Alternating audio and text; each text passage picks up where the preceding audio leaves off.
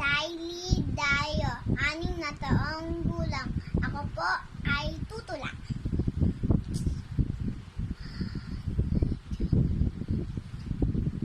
Tulong-tulong ni Malu M. de Ramos. Si tatay ang naghahanap buhay. Si nanay naman kami inaalagaan.